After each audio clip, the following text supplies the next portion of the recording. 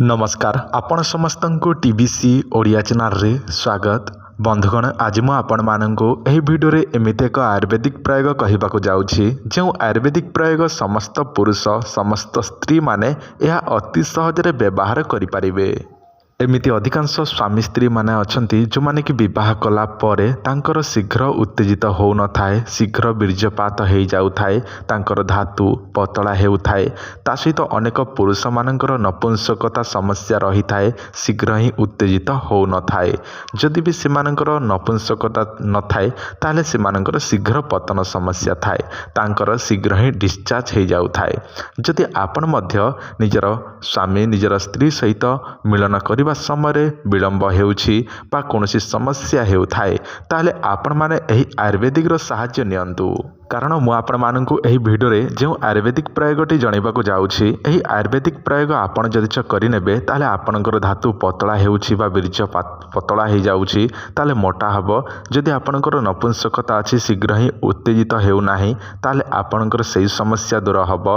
जदि आपण निजर स्त्रीटी को निजर स्वामीटी को आलिंगन करिदेला मात्रके आपणकर बीर्यपात हे जाउछि ताले आपण माने एही आयुर्वेदिक निजे व्यवहार करंतु बा मु आपण मानकु जे प्रयोग कहिबाकू जाउछि जो औषधीय प्रयोग ताहा आपण निजे प्रयोग करंतु बा व्यवहार करंतु, देखिबे आपणकर समस्त समस्या दूर हबो। तो चलंतु दर्शक बंधु वीडियोटी को आरंभ करिकि सेही आयुर्वेदिक प्रयोगटी जानि नबा। किंतु ताहारी पूर्व आपण माने चैनल को सब्सक्राइब करनाहांती एबे ही सब्सक्राइब करी पाखरे थिबा बेल आइकन को क्लिक करंतु, जहा द्वारा एही चैनल रे जेते मध्ये नुआ वीडियो आसीबो आपनको नुआ नुआ वीडियो रो नोटिफिकेशन शीघ्र ही पहुंची पारिबो। बंधुगण जदि आपण माने निजर शीघ्र पतन समस्या नपुंसकता किंबा शीघ्र उत्तेजित हेउ नाही, बयस अधिक हो जाइछि किंबा आपणकर जहाँ भी गुप्त रोग पाई कोनोसी औषध दरकार थाए ताले आपण माने एही नंबर जोगाजोग करी औषध आमठारो ऑर्डर करिके नै पारिबे।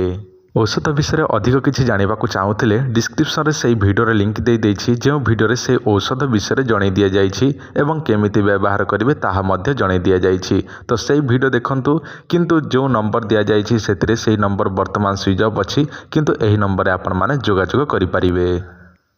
वर्तमान मु आपण मानकु सही आयुर्वेदिक प्रयोगटी जणाउछि। बंधुगण आपण को मोबाइल स्क्रीन रे जो गछटी देखुछंती एही गछर नाम आपण मानकु जणै दउछि। एहार नाम हेउछि बाईडंक गछ। एहाको बाईखुजन गछ मध्य कहा जाए। जेमिति कि सेही गछर ताहारी फल जोटा आपण को देखा जाउछि, एही फलटी को आपण छुईबे ताले सेही फल ऊपर लोम टाइप रो लागिथिबो। सेही लोमटी आपण को शरीर रे छुई जिवो ताले आपण को जोटा कि कुंडिया आरंभ होई जिवो। तो एही गछटी को कुंडिया गछ मध्य कहा जाए।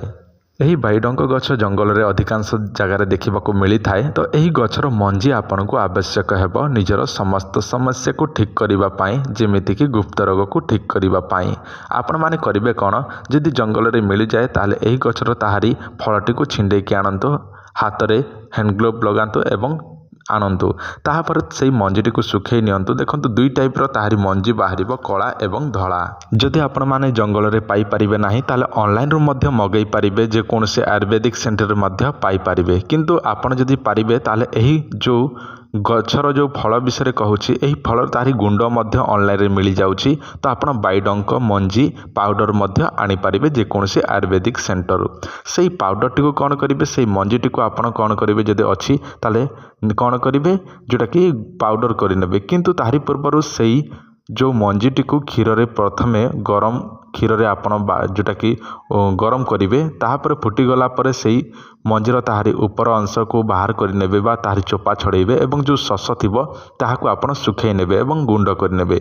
गुंडटी को आपण प्रतिदिन क्षीर रे 1 चामच 2 चामच पकेइकी जदि सेवन करिवे ताले आपणक शरीर रे घोड़ा परि ताकत आसीबो, 16 वर्षर भेंडिया परि ताकत आसीबो। जदि आपणक 60 वर्ष होईछि ताले मध्य आपणकर बयस 16 वर्ष परिका होई जिवो।